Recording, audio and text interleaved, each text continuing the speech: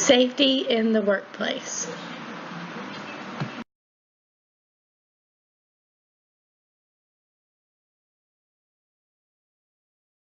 Safety in the workplace promotes positivity, reduces injury, illness, and increases productivity, and also boosts employee morale.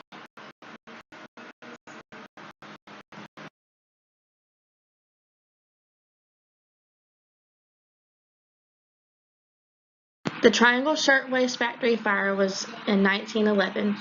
It was a sweatshop fire that claimed the lives of 146 people. It is the fourth deadliest industrial disaster to date. Mostly women ages from 14 to 13 were killed. Most deaths were caused because of doors that were locked to keep fabric from being stolen. Employees died from suffocation and jumping to their deaths. Because of this fire, legislations and policies were put in place for factory owners to follow.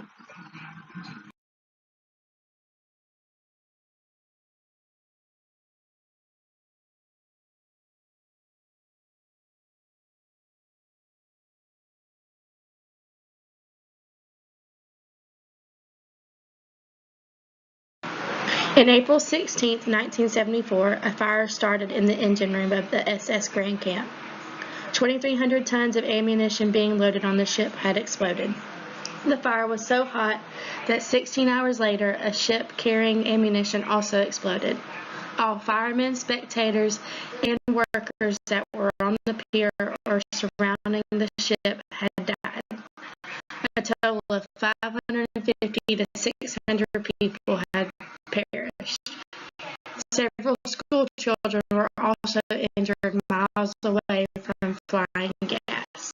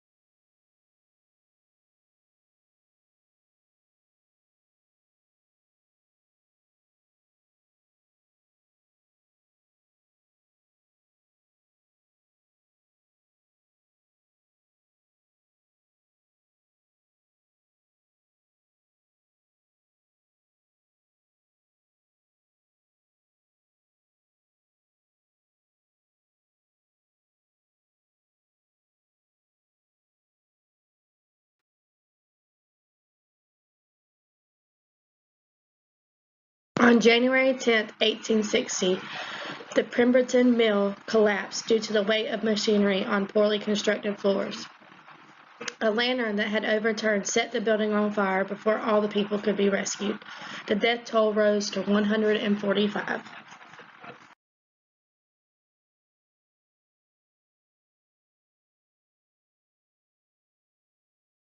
August 9th, 1965, Little Rock Air Force Base. A welding rod damaged a hydraulic hose inside a missile silo. The vapor spread throughout the silo and ignited when coming in contact with the flame. The total deaths were 53.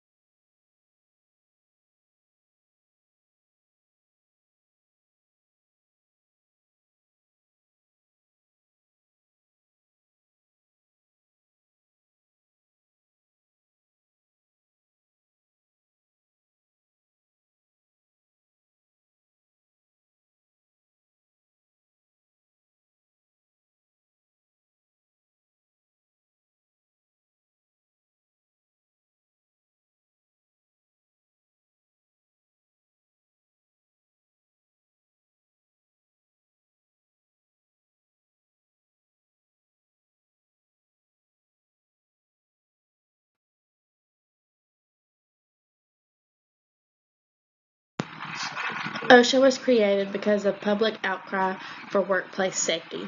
Over the years, the agency focused its resources where they can have the greatest impact on the workplace safety.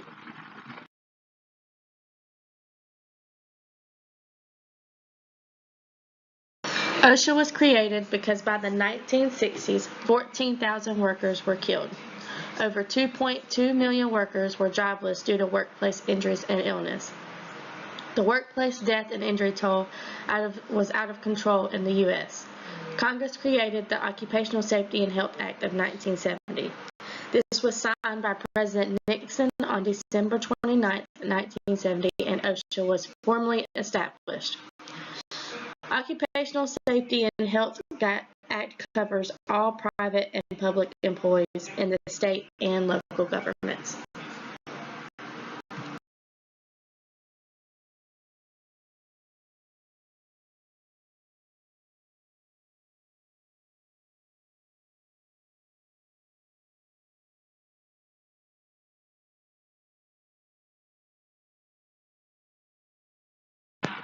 Employers do have a responsibility to provide a safe workplace for their employees from recognized hazards, and the company should comply with OSHA rules and regulations.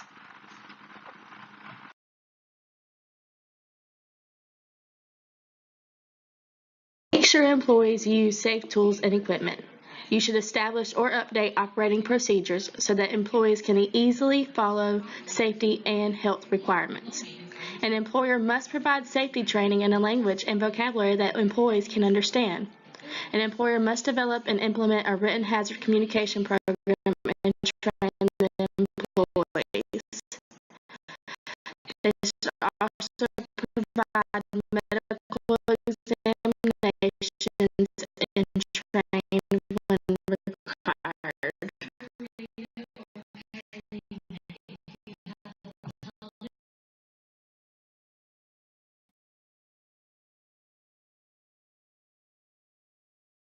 Employee responsibility is following the established health and safety policies and procedures. You should maintain your personal work area and clean in an orderly manner. You should always wear, maintain, and properly store your personal protective equipment. Attending all safety training that your employee offers. You should use safe work practices to eliminate slips, trips, and falls. You should also label all chemical containers and become familiar with the material safety data sheets. You should know your evacuation procedures and the location of the emergency equipment if needed.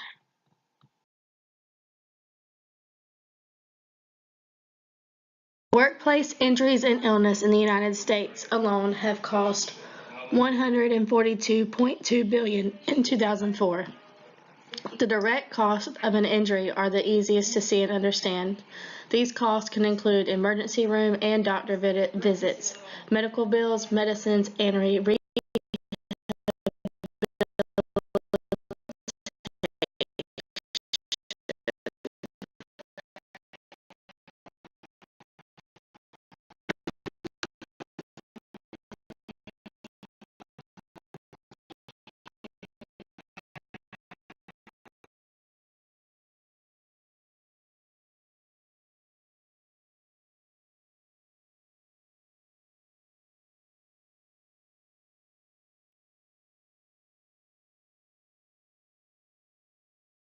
Workplace injuries can affect your personal life.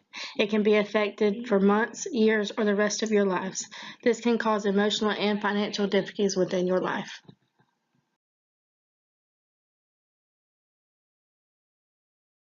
It encompasses the attitudes, beliefs, perceptions, and values of employees.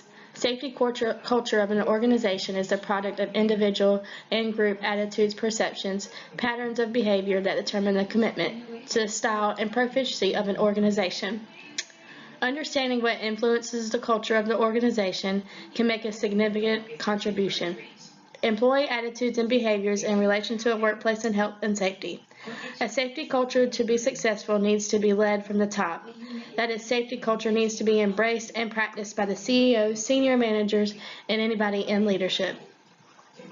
Leadership and management commitment is directly related to safety performance.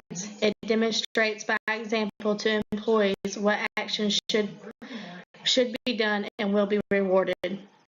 tolerated or punished, which in turn influences what actions and behaviors employees initiate and should maintain.